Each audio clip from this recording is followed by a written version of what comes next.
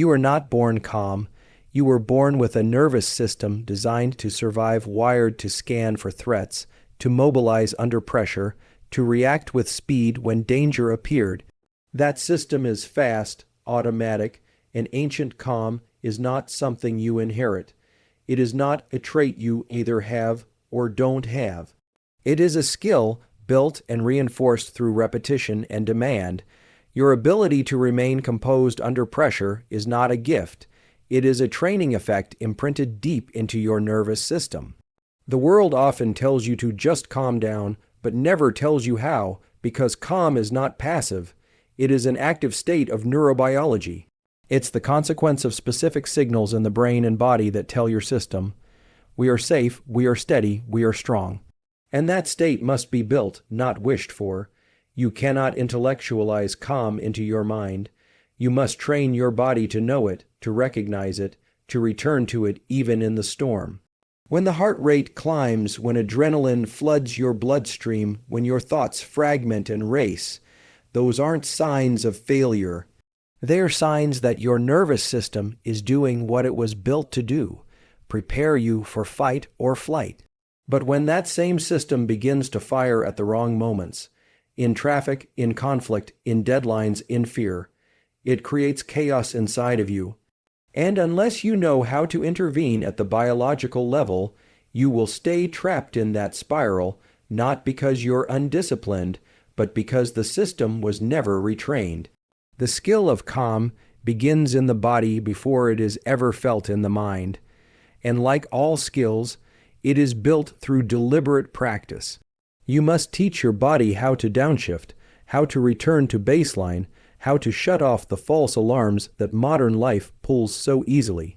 Calm is not numbness, it is not stillness, it is readiness without panic, it is clarity without chaos.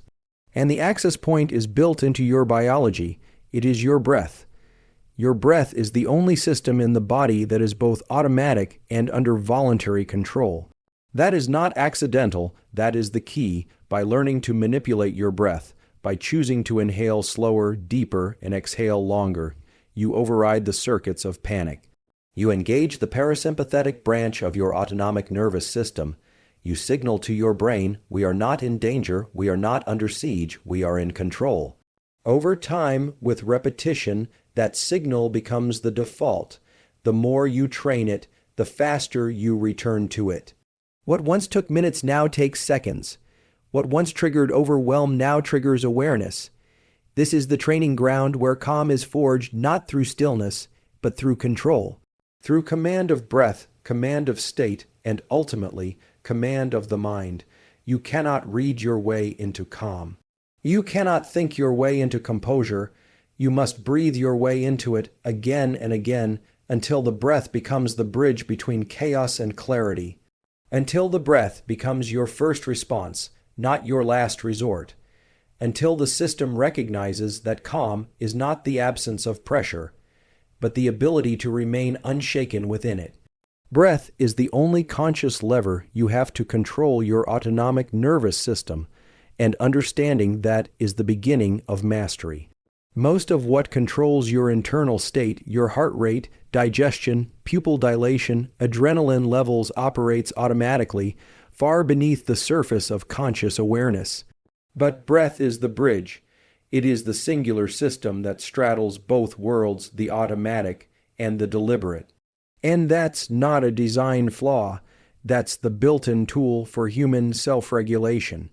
It means at any given moment, even in the middle of fear, rage, panic, or overwhelm, you have the ability to change your internal state by taking control of your breath. When your environment feels chaotic and your emotions start to spiral, your breath often reflects that chaos. It becomes shallow, rapid, irregular, signaling to your brain that something is wrong, reinforcing the feedback loop of stress. But the opposite is also true.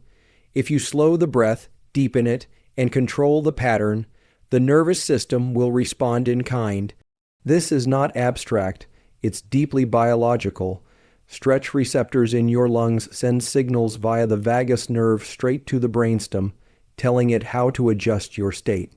A long exhale isn't just calming, it's a message A slow inhale isn't just a technique, it's a command, and the system listens. You cannot control every situation, but you can always control your breath. That is the first move when the ground beneath you starts to shift. It is the reset button that's available in every room, every meeting, every moment of tension. Whether you're standing in the face of failure or sitting in the dark wrestling your thoughts, the breath is there. And the moment you use it deliberately, the brain begins to reorient. The noise starts to quiet. The fog starts to clear. The body begins to loosen its grip on tension, and you remember, you are not at the mercy of your stress, you are in command of the tools to master it. What separates those who break under pressure from those who rise isn't just willpower or mind. It's who knows how to regulate their physiology when it matters most. It's who knows that the breath is not just a function, but a force, that it can be weaponized, controlled, refined. That within 3, 4, 5 deep cycles of breathing, you can shift your neurochemistry, reducing cortisol, increasing heart rate variability, calming the limbic system, and empowering the prefrontal cortex to come back online. This is not theory. This is not guesswork. This is the biology of control, and you hold the lever. When everything feels too fast, when the mind is screaming and the body is trembling, the breath is how you take back the reins. Not by escaping the moment, but by stepping into it with control. Not by numbing out, but by tuning in. Because the breath doesn't just change how you feel, it changes what you're capable of becoming in that moment. It turns emotion into focus. It turns chaos into clarity. It turns your biology into your weapon. Slow, controlled exhalations shift the body from stress to calm by activating the parasympathetic system. This isn't a mindset shift. It's a direct command to your nervous system, carried not through thoughts or feelings, but through the breath itself.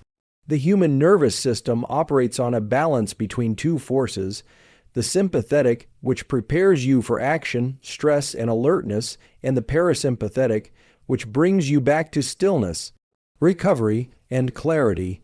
These two branches are not at war. They are in constant dynamic conversation. But when you live in a world of stimulation, pressure, notifications, and internal chaos, the sympathetic branch often dominates. The result: chronic tension, racing thoughts, shallow breath, and a system locked in fight or flight. But the most powerful signal to bring that system back into balance is already within you. The length and rhythm of your breath is how your body interprets the world. When your exhalations are long and deliberate, stretch receptors in the lungs trigger signals through the vagus nerve to the brainstem, telling it that no immediate threat is present. And when the brain receives that signal, it begins to downshift, heart rate decreases, cortisol release slows. Muscles begin to loosen. Blood flow returns to the brain's prefrontal regions, restoring clarity, perspective, and decision-making. And all of that begins not with a pill, not with a mantra, but with a long, intentional breath out. The power here lies in what it rewires. When you face stress and respond with stillness, when you experience tension and answer with breath, you are conditioning your nervous system to meet pressure without panic. Over time, this changes the default response. The brain learns that exhale equals safety, and safety equals control. So the next time chaos strikes, your system doesn't automatically flood with adrenaline, it listens for breath. And if you train it, your breath becomes the new command signal. It's not about deep breathing for minutes on end. It's about learning that even a single, extended exhale can begin the shift. 5 seconds in, 10 seconds out. That ratio alone tilts your physiology toward parasympathetic dominance. That's not relaxation in the soft, passive sense. It's command in the highest sense. You're not retreating, you're recalibrating. You're telling your body to hold the line without falling apart. And that kind of control isn't reserved for monks or mystics. It's built through repetition. It's built in traffic, in conversation, on the edge of a deadline or a decision. Every time you practice the long exhale when your system wants to panic, you teach it that the battlefield is not a place for collapse. It's a place for clarity. You condition calm into the system, not by hoping for peace, but by signaling safety through the tool that's always within reach. Because breath doesn't just reflect your state, it creates it, and with every breath out, you reclaim the territory of your mind. The physiological sigh is a proven method to rapidly reduce stress and anxiety, rooted in the very mechanics of how your body resets itself under duress. This technique isn't a trend or a gimmick, it's hardwired biology. It's how your body breathes when it's crying, when it's calming down, or when it's coming out of a state of deep emotional or physical stress. The double inhale followed by a slow exhale, 2 sharp breaths in through the nose, 1 long exhale out the mouth. This is the body's built-in reset button. And it's not psychological, it's structural. It changes the chemistry of your blood, the oxygenation of your brain, and the rhythm of your nervous system in real time. When you experience anxiety, your breathing becomes shallow and irregular. Carbon dioxide builds up in the bloodstream. That triggers faster, more erratic breathing, which reinforces the feeling of panic. It becomes a loop, a feedback cycle of stress feeding stress. But the physiological sigh interrupts that loop. The first inhale fills your lungs halfway. The second inhale opens the alveoli, those tiny air sacs that are often collapsed during stress. And the long exhale forces out trapped carbon dioxide, restores oxygen balance, and tells the brain we're regaining control. In seconds, your heart rate slows, your blood pressure drops, and your mind begins to follow the signal. This is not passive relaxation, it is active recalibration. It is how you regain access to the parts of your brain responsible for decision making, focus, and emotional regulation. The amygdala, which is the part of the brain that amplifies fear and emotional response, begins to quiet. The prefrontal cortex, the seat of logic and calm execution, comes back online. You shift from survival mode to strategy mode. All because you took 5 seconds to use what's built into you.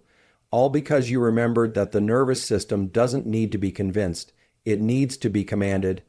And the physiological sigh doesn't just work in extreme states. It works in the moments before a crucial conversation. It works between reps at the gym.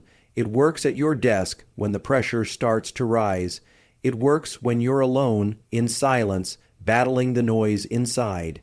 It's not something you have to build over a month. It's something you can use now. It is one of the fastest known ways to downshift your stress response because it's native to your biology. It's how your body tries to return to homeostasis without you even thinking. But when you make it conscious, when you learn to deploy it with intention, you no longer wait for calm to arrive. You create it, you summon it, and each time you use it, your nervous system remembers, it adapts. It becomes more efficient at recovery, more resilient under pressure, more responsive to your leadership. This is how you train the body to obey your breath. This is how you turn panic into poise. Not through mental tricks, but through the most ancient, reliable mechanism you have, the breath that brings you back. Deliberate breathwork rewires your brain's response to high pressure environments by changing the very signals your body sends under stress. Every moment of challenge or uncertainty is registered first in the body, tight chest, racing heart, short breath, and then interpreted by the brain. But what most people don't realize is that the flow of information goes both ways. The body tells the brain how to feel just as much as the brain tells the body how to react. And when you take control of your breathing pattern in the midst of tension, you send a powerful signal upward. We are safe, we are steady, we are in command. Over time, these signals begin to remap your stress response. The circuits in the brain that once interpreted pressure as threat begin to reclassify it as opportunity. The amygdala, the brain's fear and emotional alarm system, becomes less reactive. The prefrontal cortex, the seat of focus, logic, and willpower, becomes more active. You begin to build what neuroscience calls top-down control. the ability of your higher brain centers to override fear-driven impulses and maintain clarity in the storm. And the most direct way to build that control is through breathwork practiced under load when the pressure is real, not hypothetical. This isn't about meditating in peace. It's about training in the fire. When the deadline looms, when the noise rises, when your hands shake and your chest tightens, that is when breath becomes the weapon. The moment you choose to regulate your inhale and extend your exhale, even by a few seconds, you alter the chemistry of your blood. You reduce the pH shifts that drive panic. You decrease the rate of noradrenaline release in the brainstem. You stabilize your internal environment while the external one remains turbulent. That stability is not imagined, it is measurable. And it changes how your brain responds the next time the pressure hits. Each time you practice this under stress, you lay down a new neural pathway. The brain begins to associate challenge not with chaos, but with control. That is the rewiring. It is not about eliminating stress, but transforming your relationship to it. You no longer see pressure as something to escape. You see it as the training ground for mastery, and in that training ground, your breath becomes your anchor. It is the signal that calms the system, sharpens the mind, and increases the space between stimulus and response. That space is where leadership is built. It's where resilience is formed. It's where you stop being a slave to your emotions and start becoming the architect of your own biology. And it doesn't require years. It requires intention, practice, pressure, and breath, deliberate breath.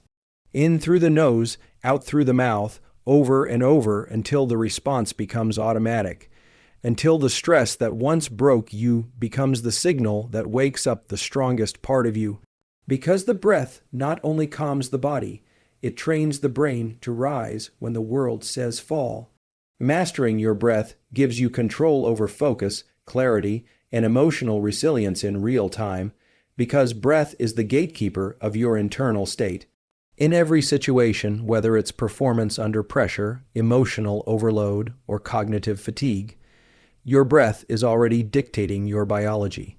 The tragedy is that most people never learn to listen to it, let alone control it.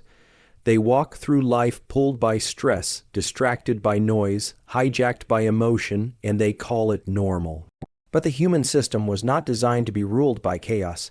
It was designed to be led, and the breath is the leadership tool buried within your biology, waiting to be claimed. Every inhale sends a signal of alertness, of readiness. Every exhale sends a signal of calm, of release. By adjusting that ratio, how long you breathe in, how long you breathe out, you're not just changing air in the lungs, you're rewriting your neurochemical environment. You are modulating levels of norepinephrine, dopamine, and acetylcholine, the very chemicals that determine whether your mind is scattered or locked in, whether you are reactive or composed, whether you freeze or move forward. That's not magic. That's measurable, and it puts the reins back in your hands. Focus isn't about forcing your mind to stay still. It's about creating the internal conditions for stillness to happen. When your breath is erratic, your mind will follow. But when the breath is deliberate, the mind begins to narrow its spotlight. The distractions don't disappear, but they lose their grip. The emotional noise fades, the signal gets clearer. And the more often you practice this, the more automatic it becomes. You don't just use breath to calm down, you use breath to command. You use breath to step into a moment and say, I choose clarity, I choose power, I choose presence and emotional resilience. Real resilience is not about suppressing your reactions. It's about creating enough space between stimulus and response that you remain the one in charge. That space is built by the breath. Not in theory, but in practice. Every time you control your breathing under emotional strain, you teach your nervous system a new reflex. You teach it that anger, anxiety, fear, these don't own you. They may arrive, but they don't get to drive. You breathe, and the brain recalibrates, the chemicals shift, the heart rate slows, and the power returns to the pilot's seat. That's what breath mastery offers. Not just the ability to feel calm when you meditate or focus when it's quiet, but the ability to remain grounded when everything around you is spinning, to stay locked in when the stakes are high, to return to your center not after the storm, but in the center of it. This isn't self-help, this is self-command, it is nervous system dominance. And it begins not with philosophy, not with mindset, but with the most primal, powerful tool you own, the breath that has always been yours to control.